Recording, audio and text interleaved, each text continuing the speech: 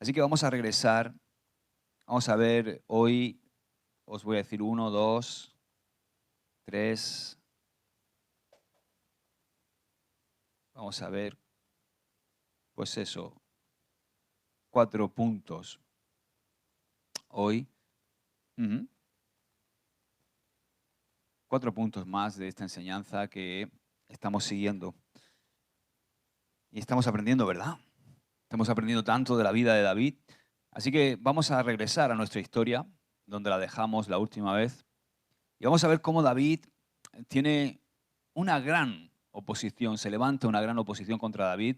Inmediatamente que él toma la decisión de enfrentar a Goliat, se levanta una oposición contra él cuando él se dispone a enfrentar al gigante Goliat. Y no solamente hay oposición de sus enemigos, que en este caso eran los filisteos y por supuesto el gigante Goliat, sino que se levanta oposición de su propio hermano. Y esto tiene una gran enseñanza para nosotros. Así que vamos a leer en 1 Samuel 17, 28, porque ¿quién se lo opone? Vamos a ver quién es, ¿verdad? Aquí en este texto. Verso 28 de 1 Samuel 17 dice, pero cuando Eliab, el hermano mayor de David, lo oyó hablar con los hombres, se enojó. ¿Se qué? Se enojó. ¿Y quién se enojó? Eliab, que era el hermano, ¿verdad?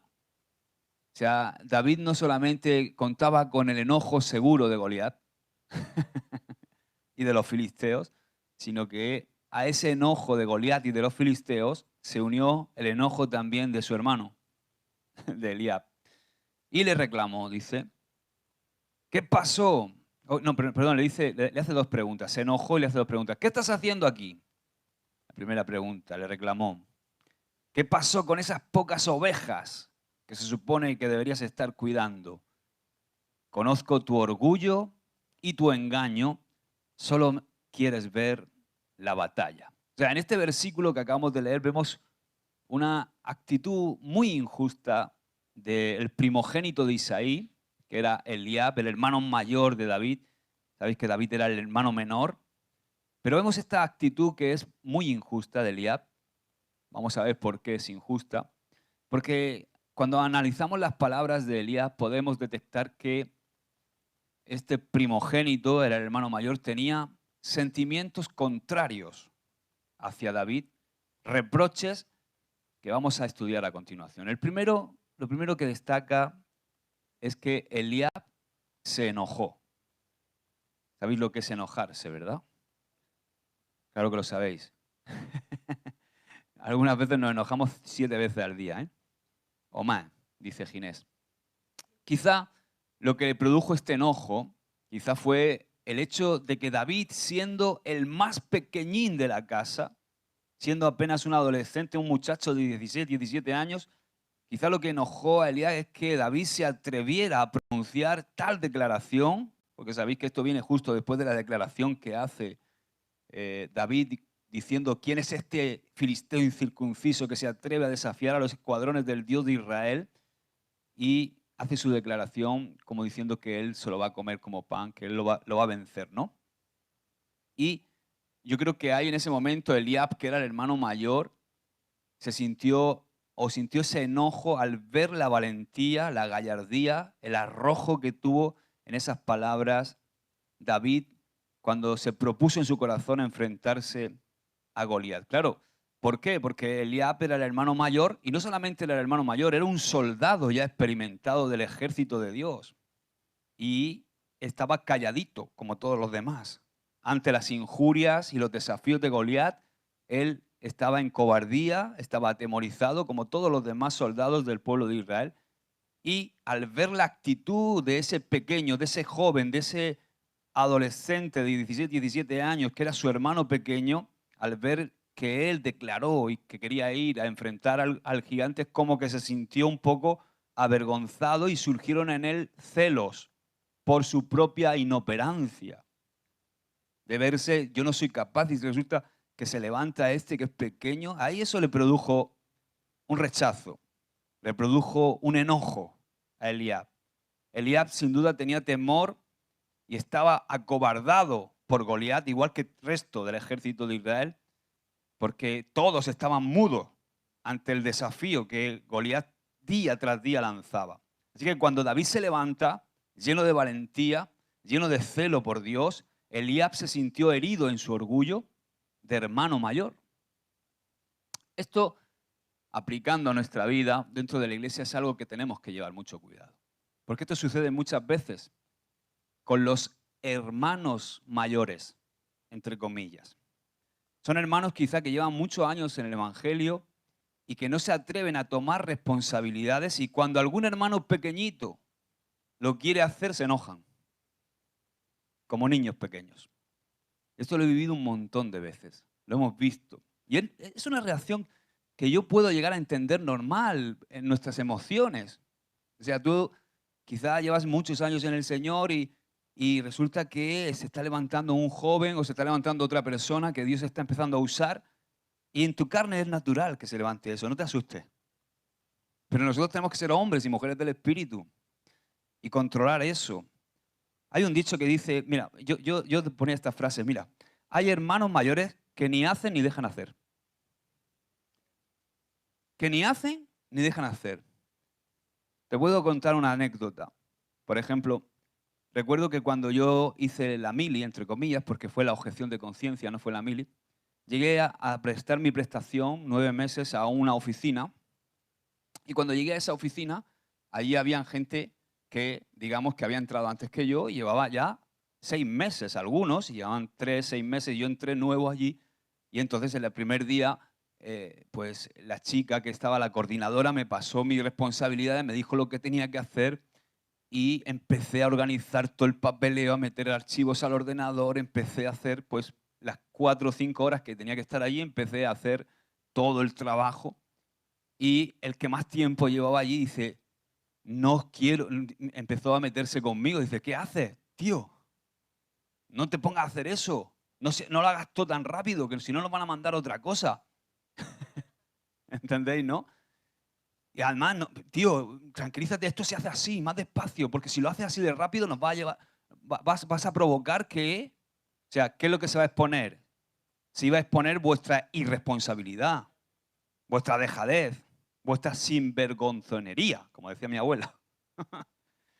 Y eso pasa muchas veces, lo he visto repetido en muchos trabajos, ¿no? En muchas situaciones.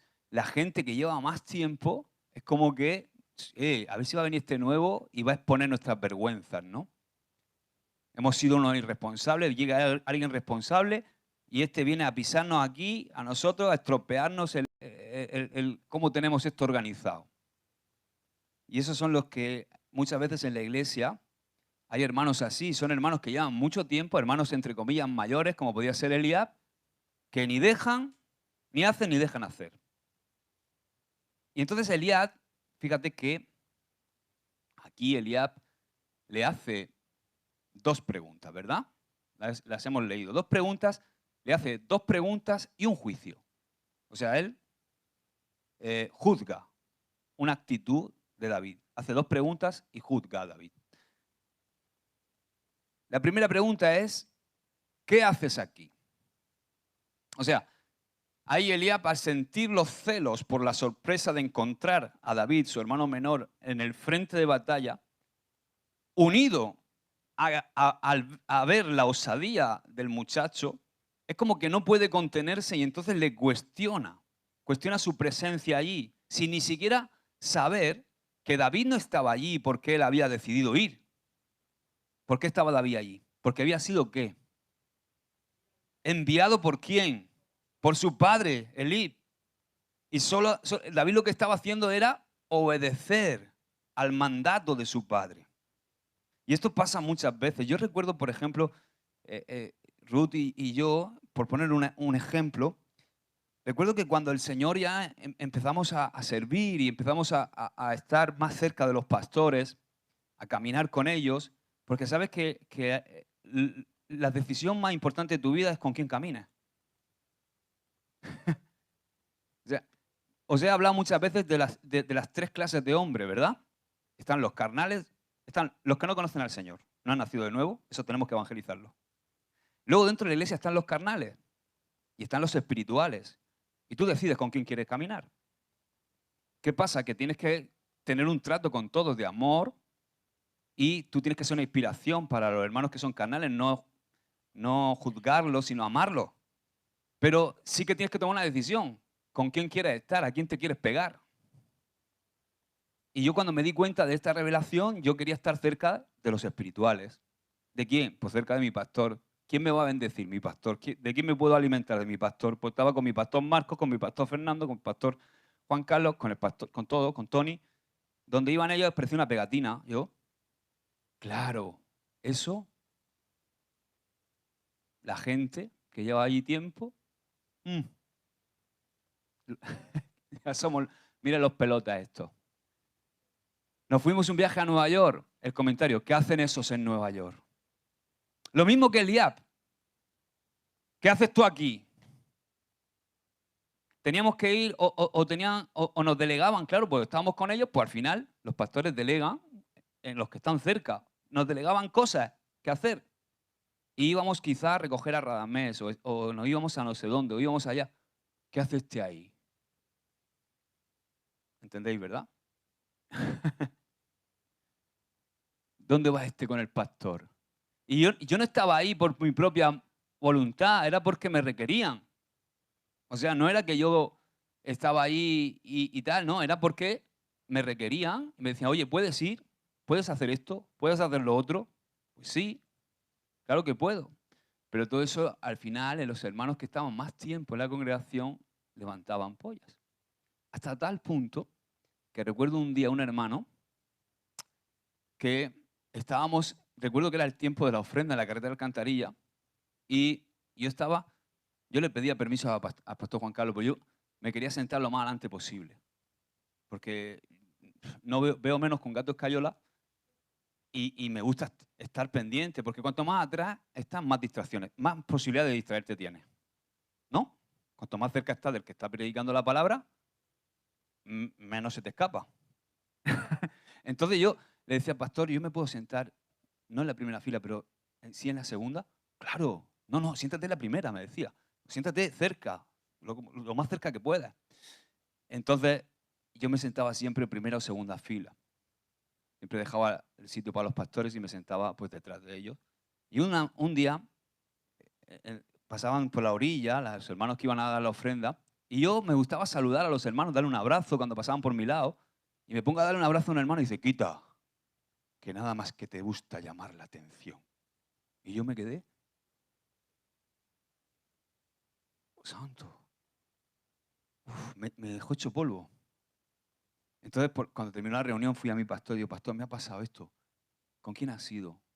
Dice, ha sido con este hermano. Dice, entonces que vas bien, sigue así.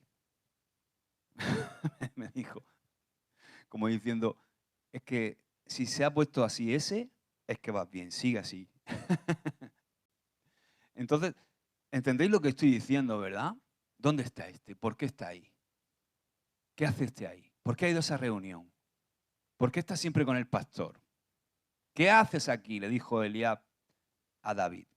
Y eso es lo que pasa en muchas ocasiones, que alguien puede cuestionar nuestro servicio al Señor en la casa, dentro de la casa, diciendo, ¿qué hace este aquí? Y muchas veces es creyendo que quizá nos estamos autopromocionando o nos estamos autoenviando sin saber verdaderamente cuál es la intención de nuestro corazón y sin saber ni siquiera que en muchas ocasiones estás obedeciendo un pedido de tus pastores. Tú, por ejemplo, en el viaje a Nueva York en 2015, cuando fuimos, nosotros nos dijimos de ir. No, simplemente vino el Juan Carlos y nos dijo, oye, nos gustaría que nos acompañarais, orad, porque creo que esto es del Señor, es un viaje importante en vuestra formación, sería bueno que vinierais. Y ni siquiera teníamos la economía para ir y dije, bueno, pues vamos a orar y el Señor lo dispuso todo, dispuso la economía y pudimos viajar. Pero el que juzga así como diciendo cuando ve las fotos quizá en Instagram y dice, o en Facebook, dice, ¿qué hace ese ahí?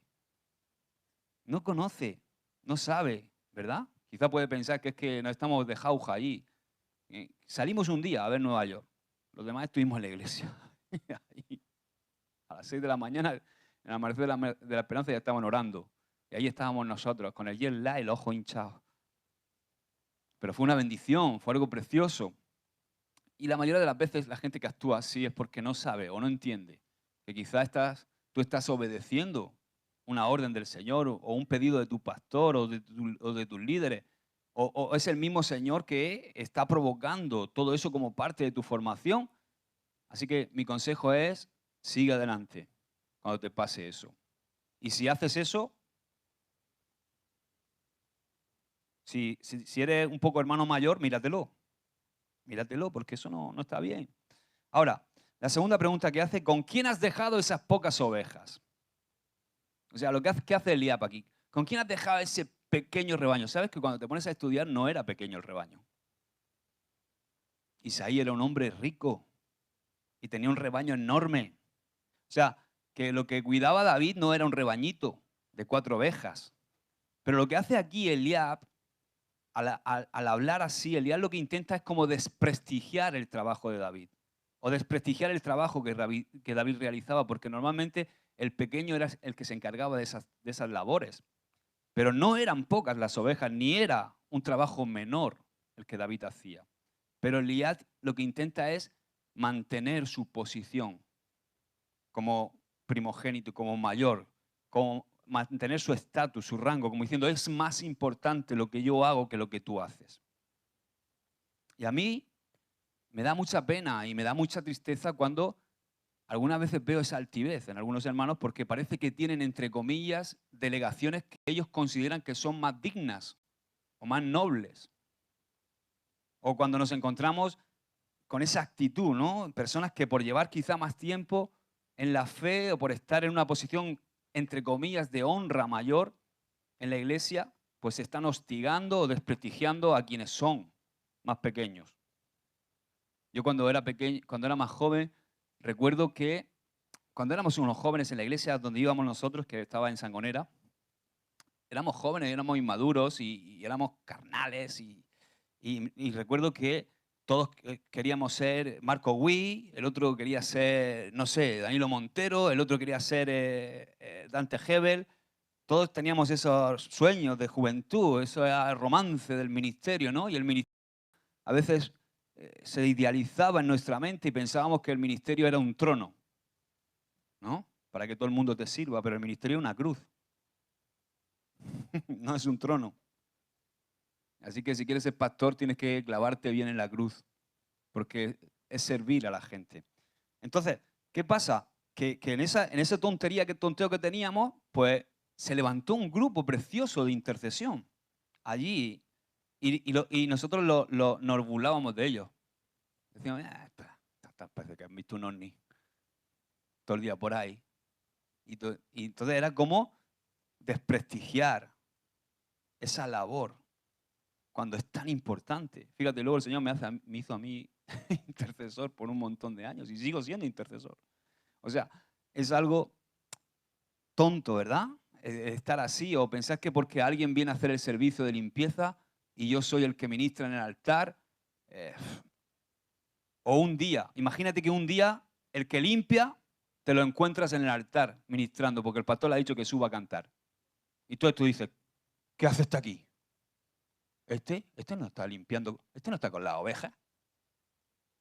¿Me entendéis, verdad? Lo que estoy intentando transmitir.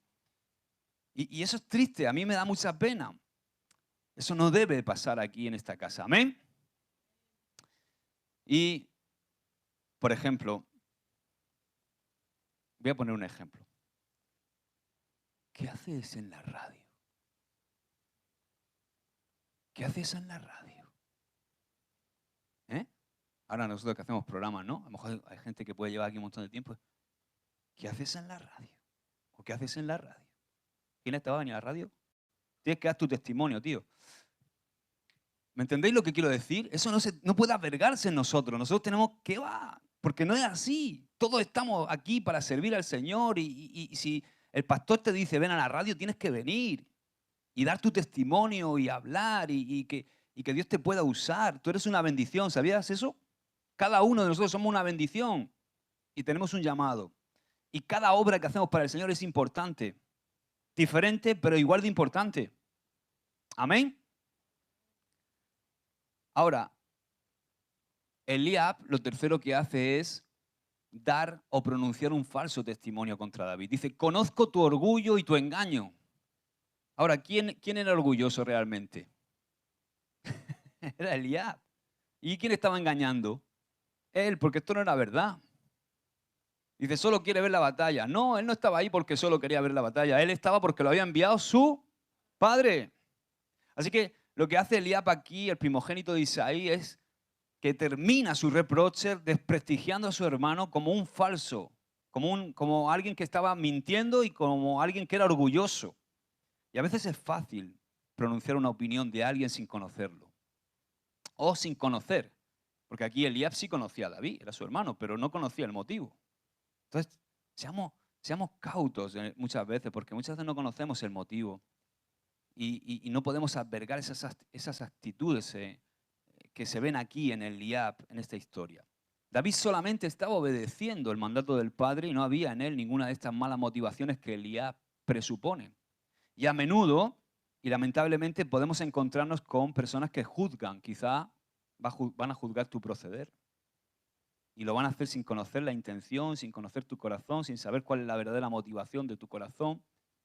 Quizá lo que había detrás de esas palabras de Eliab eran celos por la investidura con la que David había sido investido cuando fue ungido.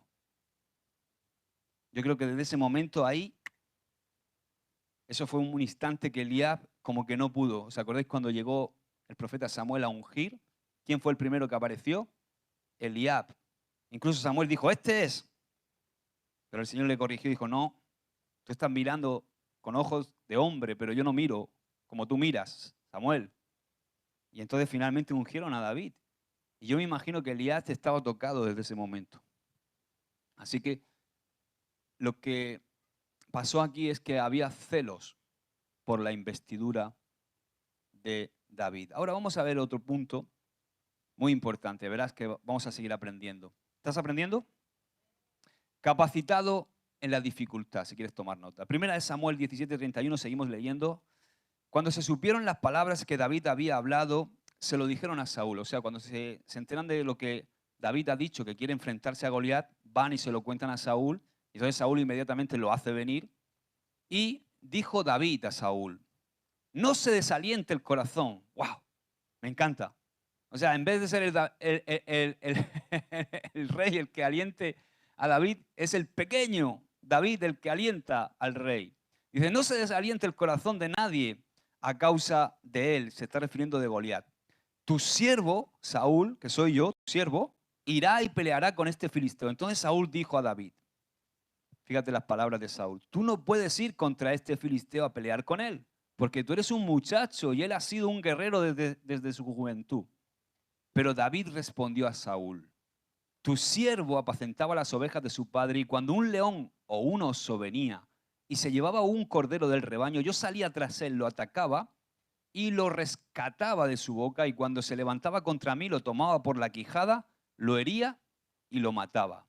Tu siervo ha matado el león, ha matado tanto al león como al oso. Y este filisteo incircunciso será como uno de ellos, porque ha desafiado a los escuadrones del Dios viviente. Y David añadió, el Señor, que me ha librado de las garras del león y de las garras del oso, me librará de la mano de este filisteo. Y Saúl dijo a David, ve y que el Señor sea contigo.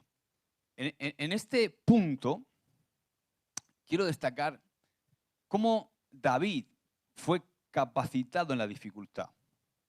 O sea, David era un hombre que era un muchacho, tenía pocos años, pero sí tenía mucha experiencia. Él había sido capacitado en momentos extremos de dificultad, como las luchas cotidianas que había enfrentado David fueron las que le habían dado esa experiencia. Y sabes, son las luchas cotidianas que tú y yo tenemos las que nos capacitan a la hora de enfrentarnos a gigantes que nos vamos a tener que enfrentar en nuestra vida personal, que nos vamos a tener que enfrentar en nuestro ministerio, que nos vamos a tener que enfrentar en nuestro llamado. Entonces Saúl, al conocer el ímpetu y la fuerza de David, lo primero que hace es mandarlo llamar. ¿Por qué? Porque él quería saber si era real lo que estaba lo que se estaba promoviendo entre el ejército, porque claro, el ejército empezó, oye, aquí hay un chico que dice que quiere salir a luchar contra él, llevamos aquí semanas escuchando sus desafíos, aquí todos atemorizados, y de repente llega este muchacho y dice que quiere salir a pelear con él. Y todo eso empezó a hacer una comidilla dentro del ejército y llegó a oído de Saúl, y Saúl dice, traedme a ese chico. Entonces el muchacho, cuando se acerca al rey, lo que hace es animarlo, a él y a todas las tropas, y lo anima con sus palabras y con su espíritu decidido para enfrentarse con Goliat. Entonces, ¿qué pasa? Que David no escucha una respuesta muy positiva de parte de Saúl, ¿a qué no? Tenía oposición, tuvo oposición de su hermano, tenía la oposición de los filisteos, del gigante Goliat, de su hermano, y aquí también se presenta una oposición en forma de consejo.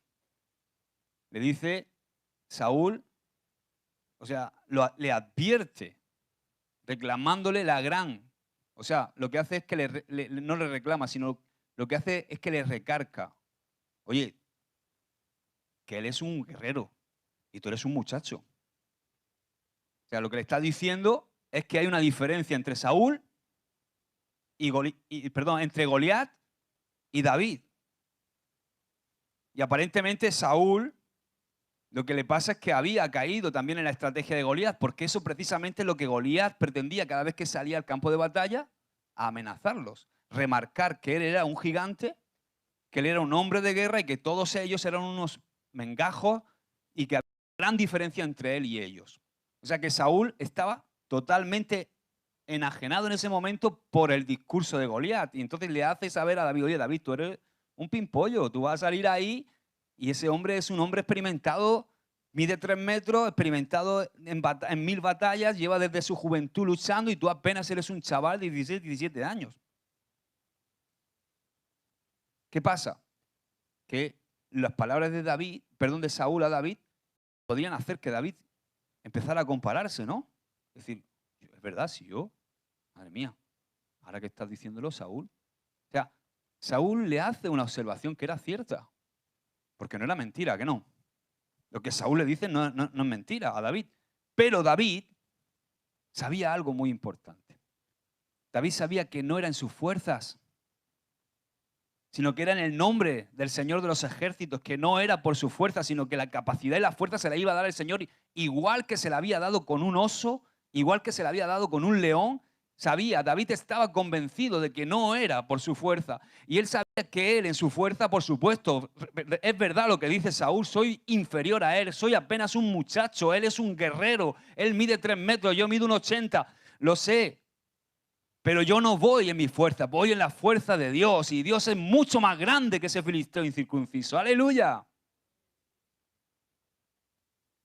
Por eso cuando Saúl le presenta el inconveniente con la comparativa entre David y Goliat, David reacciona no jactándose. Porque no se jacta diciendo, es que yo he matado osos y leones, esto me lo cargo yo. ¡No! Pero sí le aporta una información muy necesaria a Saúl. No lo hace con jactancia, porque él reconoce que esa fuerza y el que le había dado la fuerza para vencer a los osos y a los leones era Dios. Pero sí era importante que Saúl supiera las experiencias que había pasado David en su servicio cotidiano, para que Goliat pudiera entender que era el idóneo. Por eso le dice, ve y el Señor vaya contigo. Porque si no, Saúl no lo hubiera dejado pelear. Estoy convencido de ello. ¿Entendemos, verdad? Dice, pero David respondió a Saúl, tu siervo apacentaba las ovejas de su padre y cuando un león o un oso venía y se llevaba un cordero del rebaño, yo salía tras él, lo atacaba, lo rescataba de su boca y cuando se levantaba contra mí lo tomaba por la quijada y lo hería y lo mataba. O sea, quiero que sepas esto, Saúl. No era yo, era Dios que me daba la fuerza. Pero no creas que soy aquí alguien que no está curtido. Estoy curtido. Cuánta valentía, ¿verdad? Estamos observando en esas hazañas de David. Eso que le cuenta David a Saúl. Porque estaba curtido. Había matado osos y leones. ¿Vosotros podéis imaginar lo que es matar un oso y un león? No había sido contra hombres, pero sí había matado fieras que eran más poderosas que un hombre. Y no habían sido un problema para David porque Dios estaba con él. Entonces, en el relato podemos ver que era David quien salía detrás de los leones y de los osos. Esto es algo impresionante, ¿verdad? Porque no es que el oso y el león venía y se llevaba la oveja y entonces, o que venía el oso y el león y David se defendía de él. No, sino que cuando el oso y el león se llevaban una oveja, ¿quién salía detrás de él? Era David quien salía tras ellos y era David quien los atacaba y era David quien rescataba la oveja y luego los mataba. ¿Para qué? Para que no volvieran a ser un problema para el redil. O sea, David no solamente rescataba la oveja, ¿qué hacía? Mataba al oso y mataba al león. O sea, en la vida de David, David tenía muy claro cuáles eran los peligros. Y David tenía muy bien identificados cuáles podían ser el peligro para su vida y para su rebaño. Y por eso iba a por el peligro y lo atacaba hasta acabarlo definitivamente, para que la amenaza no volviera otra vez. Y ese tiene que ser nuestro espíritu. Nosotros debemos ser igual con todo aquello que quiere venir a estorbar el propósito de Dios, que quiere venir a matar nuestra vida espiritual, que quiere venir a matar nuestro propósito. Porque muchas veces salimos airosos de muchas situaciones, pero no terminamos de matar el problema. Y sabes, el problema que tú no mates te va a volver a aparecer en el camino. Si tú eres adicto a una cosa, si tú eres o tienes un problema con la pornografía, por ejemplo, si eres un hombre y Dios te está llamando al ministerio, si tú no eres capaz de vencer ese oso o ese león, puede ser que salgas airoso alguna vez. Pero tarde o temprano te lo vas a volver a encontrar el camino, porque esas son cosas que tienes que matar. Digo esto por poner un ejemplo, pero hay otras muchas cosas que muchas veces salimos airosos, pero lo dejamos vivo y tenemos que matarlo. Enfrentarnos a él y matarlo. David no lo dejaba vivo, porque sabía que si lo dejaba vivo, el instinto del animal iba a hacer que volviera a atacar el rebaño. Imagínate que David dejaba vivo al oso. ¿Qué iba a pasar? Pues que sí, le ha quitado la oveja, ha conseguido rescatar la oveja, pero si deja vivo el oso, ¿qué va a pasar con el oso? Cuando el instinto del oso tenga hambre, va a volver a atacar. Pero David no tenía piedad con lo que podía matarlo a él y lo que podía matar el propósito, que era, en este caso, el cuidar el rebaño. Así que no podemos ser contemplativos con lo que nos hace daño en lo espiritual. Amén. A veces salimos airosos de situaciones, pero hay que matar el problema para que no vuelva. Si dejamos al enemigo vivo, seguramente vamos a volver a encontrarnos con él en nuestro camino. Ahora, veamos ahora cómo termina esta conversación entre el rey Saúl y David. Y David añadió, el Señor, ¿quién? El Señor que me ha librado de las garras del león y de las garras del oso, me librará de la mano de este filisteo. Y Saúl dijo a David, ve, que el Señor sea contigo. Qué hermosa declaración de fe de David aquí, ¿verdad? Vemos su humildad y seguridad. O sea, la humildad y seguridad de David nos hablan de alguien que a pesar de haber experimentado la victoria no se creía nada en sí mismo, sino que sabía de dónde venía su fuerza. David sabía de dónde provenía su éxito. Y qué importante para nosotros tener este mismo espíritu. Sabes que muchas veces me ha tocado hablar con mucha gente, ¿no?, que está sirviendo al Señor, e incluso que tienen ministerios grandes. Y he estado en muchas comidas con ministros de otros lugares, ministros con Juan Carlos, y a veces cuando oímos a algunos ministros hablar, líbrenos Dios de juzgar, ¿no? Pero son gente que empieza a hablar y hablan como si fueran ellos los que han conseguido algo. Como si las victorias que han conseguido o su éxito, entre comillas, ministerial, fuera algo que han provocado ellos con sus dones. Y cuentan las hazañas como si hubieran sido cosas que han conquistado ellos, dejando de lado al promotor de las victorias, dejando de lado al promotor del éxito que es Dios. Por eso nosotros siempre tenemos que darle la gloria a Dios en todo lo que hagamos, porque es por su capacidad, es Él el que nos da las victorias. Cuidado, no seamos así, amén. Aquí no somos así, aquí, no. Hemos aprendido ya por años esto, amén. Ahora, otra cosa que quiero que veamos, y es para terminar hoy, caminando con otra armadura. Caminando con otra armadura. Primera de Samuel 17, seguimos ahí. Ahora el verso 38 al 40 dice, Saúl cuando va a enviar a David contra Goliat, Saúl vistió a David con sus ropas militares, le puso un yelmo de bronce en la cabeza y lo cubrió con una armadura. ¿Qué le puso Saúl a David? Una armadura, ¿verdad? Sus ropas militares y le puso su armadura, la armadura de Saúl. David se ciñó la espada sobre sus ropas militares y trató de caminar, pues no se las había probado antes. Entonces David dijo a Saúl, no puedo caminar con esto, pues no tengo experiencia con ellas. David se las quitó y tomando su cayado, la mano, escogió del arroyo 5 piedras lisas y las puso en el saco de pastor que traía en el zurrón y con la honda en la mano se acercó a Goliat, al filisteo. En estos versículos, de verdad, escucha, encontramos una enseñanza muy rica para nosotros. Una gran enseñanza para nuestras vidas. Primero, vemos cómo Saúl, queriendo ayudar a David, le viste con su armadura de guerra. O sea, la intención de Saúl era buena. Quería ayudar a David. Seguramente Saúl pensaba que David estaba desprotegido, así como iba vestido para enfrentarse con esa semejante fiera, ¿no? Con esa semejante bestia. Entonces, Saúl dice, así no puede ir este chaval a enfrentarse con este guerrero. Está desprotegido y queriendo ayudar en la hazaña que David tenía por delante, le sugiere llevar sus ropas militares.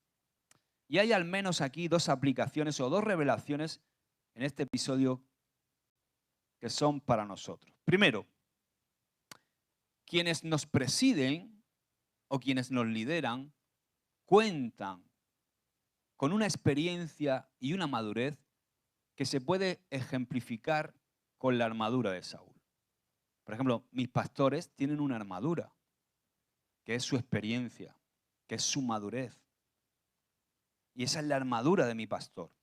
Entonces, es lógico que nuestros líderes, que han pasado por batallas espirituales mucho más feroces que nosotros, es lógico que nuestros líderes quieran cubrirnos y ofrecernos su experiencia y darnos lo que a ellos les sirvió. Está bien eso. Pero ¿qué pasó? Que David no pudo caminar con la armadura de Saúl. David no podía caminar con una armadura prestada. Ahora, ¿qué quiero decir con esto? El principio es este. Mira, escucha. Nosotros no podemos vivir con la madurez de otro. Tú no puedes vivir con mi búsqueda de Dios. Tú no puedes vivir con mi relación con Dios. Yo soy tu pastor y quizá tú te expones a la palabra y muchas veces recibes. ¿Por qué? Porque yo voy al pozo y saco agua y te doy agua. Y eso está bien, te refresca, te edifica. Hay principios que aprendes. Eso es bueno, pero tú tienes que tener la costumbre de ir tú al pozo también. Porque eso te va a dar madurez. ¿Cuál es una característica de un niño que está empezando a ser maduro? Que come solo, ¿no? Al principio, cuando son pequeños, ¿qué pasa con Isaac? Andrea, que tienes que darle tú de comer. Él no sabe comer todavía solo. Pero Aitana ya come solita. Entonces, no te puedes conformar solo con que tu pastor, tu líder esté siempre con su madurez intentando alimentarte a ti. Su madurez tiene que ser un estímulo para ti. Su ida al pozo tiene que ser algo que te llame la atención y decir, oye, yo quiero ir al mismo pozo donde va mi pastor. Yo quiero ir. Y dentro de los dones los talentos que Dios te ha dado, Dios en esa ida a buscar tú mismo te va a promocionar al llamado que tiene para ti. ¿Entiendes? Pero la realidad es que cada uno de nosotros necesitamos nuestras propias batallas. Y está claro que la experiencia y la madurez de otros debe ser, como he dicho antes, una inspiración para que nosotros queramos madurar. Y es sabio, muy sabio, y es imprescindible escuchar el consejo que siempre nos dan nuestros líderes porque nos sirve de advertencia. Pero la realidad es que cada uno de nosotros necesita enfrentar sus propias batallas, sus derrotas, sus victorias. Cada uno de nosotros necesitamos nuestras propias experiencias, esas que nos van a forjar. No vamos a tener madurez jamás si solamente contamos las batallas de otros. Por ejemplo, cuando yo empecé de pastor, nada más empezar de pastor, me costaba trabajo cuando tenía que ministrar principios de Dios, poner ejemplos. ¿Por qué? Porque acababa de empezar. ¿Entiendes? Entonces, ¿qué pasa? Que yo, a veces en mis mensajes al principio, yo algunas veces digo mensajes de hace 7 años y digo, quita eso, Luz. ¿Por qué? Porque tenía que contar historias de otros. Porque no tenía aún mis propias historias, ministerialmente hablando. Aún no me había sentado con gente a afrontar determinados problemas, aún no había tenido cosas que se dan en el ministerio que te forjan, dificultades, caídas, errores, fallos. Oía hablar a mi pastor Fernando, oía hablar a pastor Radamés, a Juan Carlos, a cualquiera, y digo, wow, claro, es que ellos tienen batallas. Pero es que cada uno de nosotros tenemos que tener nuestras batallas. ¿Entendemos, verdad? O sea, no vamos a tener madurez si vivimos con las batallas de otros. Si vivimos siempre contando. Qué bueno que podamos contar nuestras batallas. Qué bueno que me puedas sentar contigo y me digas, no, no, perdona, pero este oso vino en mi vida, pero yo lo derroté y lo maté. Este león vino. Entonces, te das cuenta. Porque yo me he sentado muchas veces en consejería y he visto jóvenes y he visto menos jóvenes y gente más mayor que me ha tocado estar con ellos y ayudarles y ser su pastor en momentos dados. Y les he escuchado y digo, wow, esta gente que quizá está aquí sentada, pero oye, estos han matado leones. Estos han matado osos. Son gente de peso. ¿Me entiendes, verdad? Lo que quiero decir. Así que, si leemos lo que la palabra nos dice, por ejemplo, en Efesios 6, todos conocéis este texto, ¿verdad? Donde nos habla de la armadura. Dice el verso 13 al 17, ahí encuentra lo que nos dice Pablo con respecto a la armadura espiritual y vemos que es una orden que viene directa a nosotros. O sea, Pablo aquí cuando escribe a los Efesios es una orden directa a los Efesios y por ende a nosotros también. Y no incluye, o sea, no incluye o involucra a otras personas. Es personal, es como que Pablo nos está hablando a cada uno de nosotros, a cada uno de los que leen esa carta. Continuamente dice, fortaleceos, revestíos, tomad, estad firmes, ceñíos, ¿verdad? Nos habla ahí en segunda persona, no habla en tercera persona, que ellos se vistan, ¿a qué no? Ni habla en primera, que yo me vista, habla en segunda persona, vestíos, fortaleceos, tomad, ceñíos, estad firmes. Nos habla en segunda persona animándonos a llevar a cabo esta obra. Dice, el verso 13 dice, por tanto tomad toda la armadura de Dios para que podáis resistir en el día malo y habiéndolo hecho todo, estar firmes, estad pues firmes, ceñida vuestra cintura con la verdad, revestidos con la coraza de la justicia y calzados los pies con el apresto del evangelio de la paz. En todo, tomando el escudo de la fe, que podréis apagar todos los dardos encendidos del maligno. Tomad también el yelmo de la salvación y la espada del Espíritu, que es la palabra de Dios. Dile que tienes a la, tenemos que vestirnos con la armadura de Dios. Ahora, es interesante porque en esas órdenes que están escritas por Pablo a los Efesios en segunda persona, está implícito que es algo que tenemos que hacer nosotros. No es Dios quien te viste con la armadura. Eres tú. Somos nosotros los que nos vestimos con la armadura. O sea, es algo que tenemos que hacer nosotros. Dile que tienes la armadura, me la tengo que poner yo. Dios ya me la ha dado, me la ha regalado, pero el que se la tiene que poner soy yo. Así que vestirnos con la armadura de Dios es nuestra tarea, es algo personal, es algo intransferible. Y cada uno de nosotros tenemos una armadura. Mi armadura no le sirve a Miguel, ni la de Miguel me sirve a mí.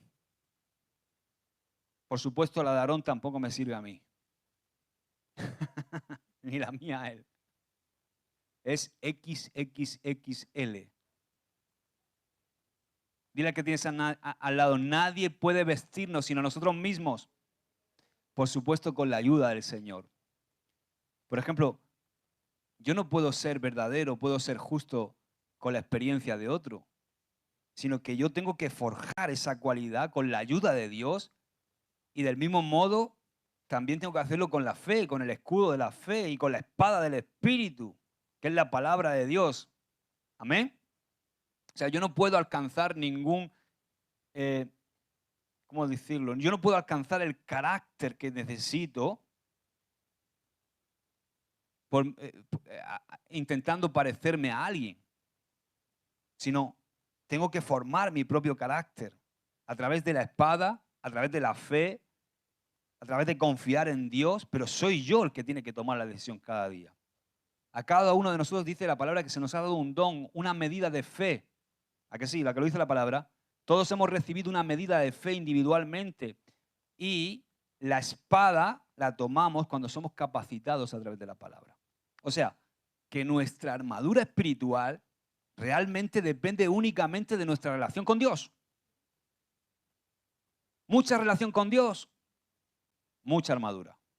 Poca relación con Dios, poca armadura. O sea, lo que hace que yo me ponga la armadura que Dios me ha regalado es que yo tenga una relación con Él, diaria y continua. Si no tengo relación, la tengo colgada en el armario. Así que David no pudo caminar, ¿verdad?, con la armadura de Saúl. Tuvo que despojarse de ella. Lo segundo, esa es una de las aplicaciones. La armadura representa la madurez de nuestro líder, de nuestro liderazgo. En este caso, el líder supremo de David era Saúl, y Saúl le intenta poner su armadura, que representa su madurez. La armadura de Saúl representaba todas las batallas que había librado Saúl, que era experimentado guerrero, y entonces él intenta ponerle su armadura a David, pero David tiene que forjarse en sus propias batallas, tiene que madurar, no puede vivir con la madurez de Saúl. ¿Entendemos, verdad? Lo primero. Segundo, que simboliza este episodio. La otra aplicación que podemos hacer de este pasaje con respecto a la armadura es identificar esta vestimenta quizá con los métodos o con las formas que otro ha usado para vencer en sus batallas. Y aquí es donde hay, a ver si lo podemos agarrar y entenderlo, porque hay un principio poderoso. La armadura de Saúl le había servido a Saúl y le había protegido en diferentes oportunidades y en diferentes batallas, batallas que habían sido anteriores. Pero en este preciso momento de la historia, esa armadura que había servido antes a Saúl no le servía a David. Entonces, ¿qué quiero decir con esto? Hay momentos en que quizá gente, y esto los pastores, por ejemplo, tenemos que ser muy sabios y estar muy conectados a Dios para que siempre estemos fluyendo en el vino nuevo. Escúchame, Ramón, siempre tenemos que estar fluyendo en el vino nuevo, en lo nuevo de Dios. No podemos tener el odre viejo, sino que tenemos que estar renovando nuestro odre continuamente.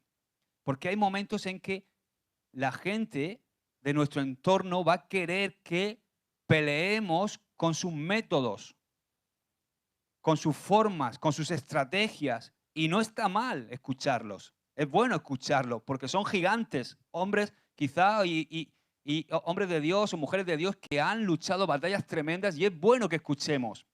A mí, hermanos, me encanta, por ejemplo, sentarme con Ramón y escuchar que quizá con un local que no estaba tan bien ambientado ni que tenía tantas luces, pero cuando lo oigo hablar cómo se derramaba el Espíritu Santo y todos empezaban a hablar en lenguas, a mí a veces digo, ¿por qué no tenemos eso ahora?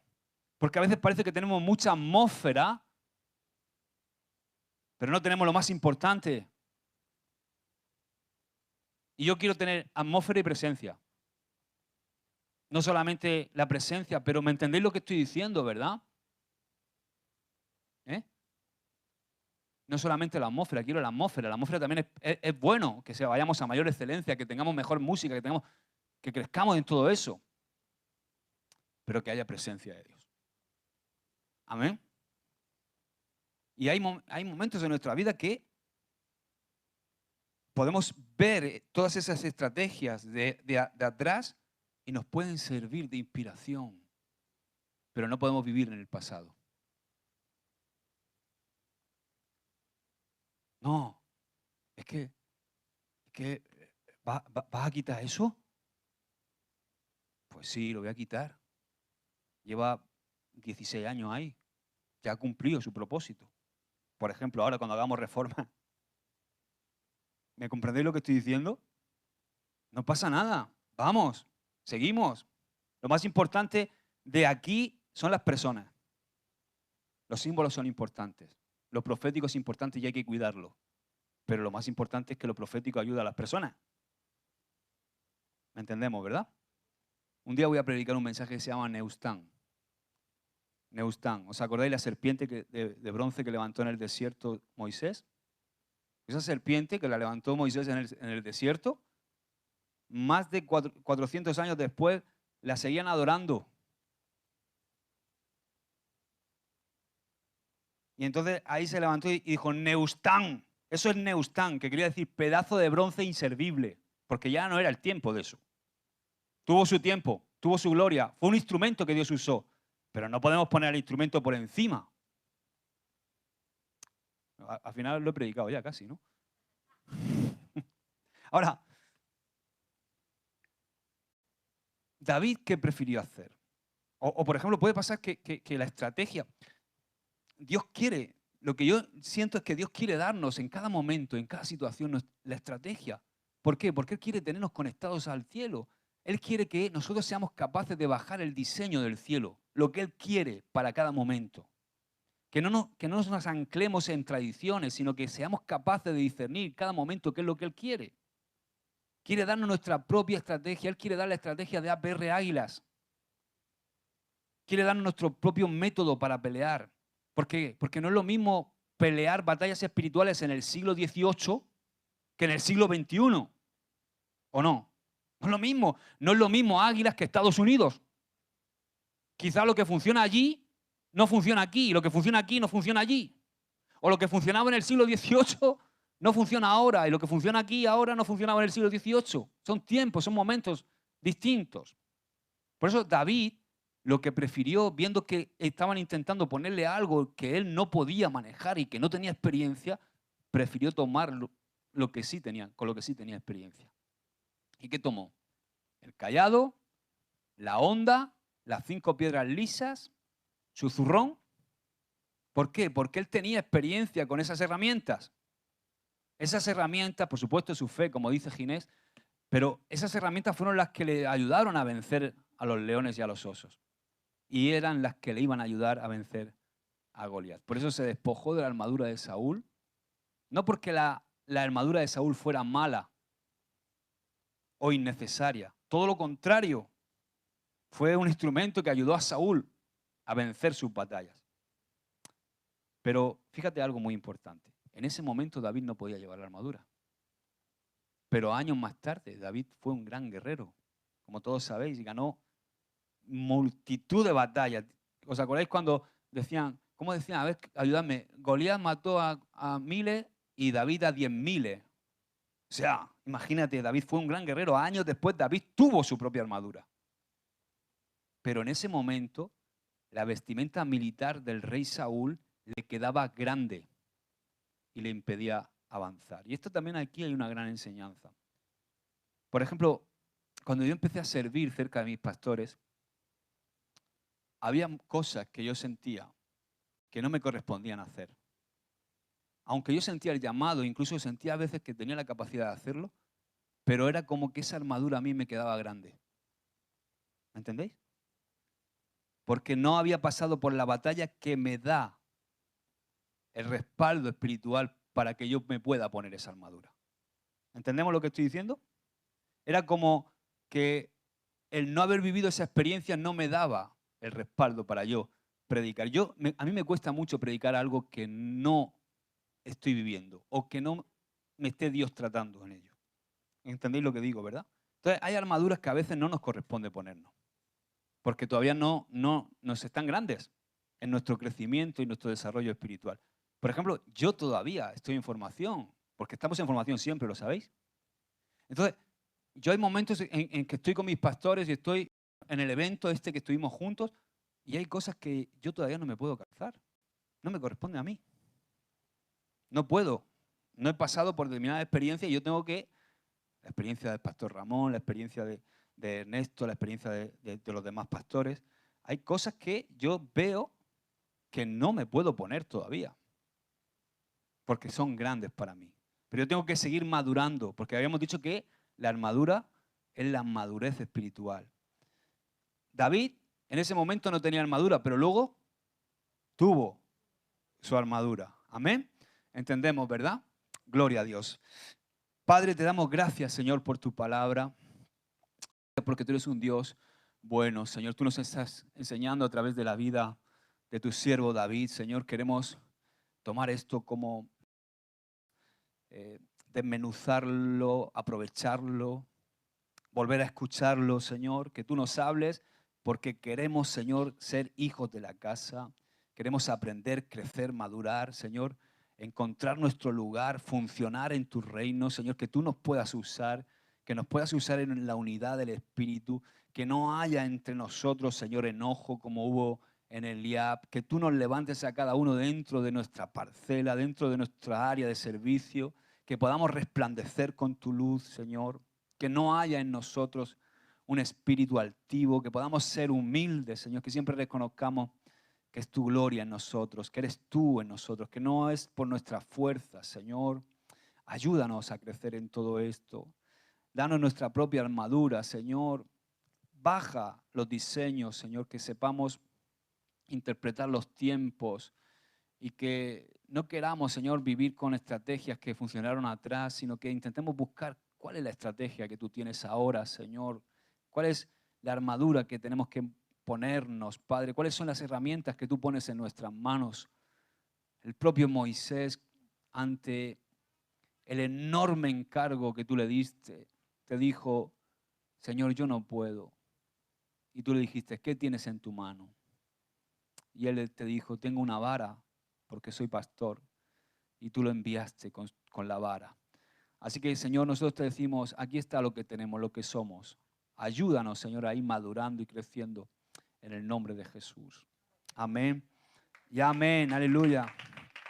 Amén. Dios te bendiga. Nos despedimos de nuestros amigos de YouTube y bueno,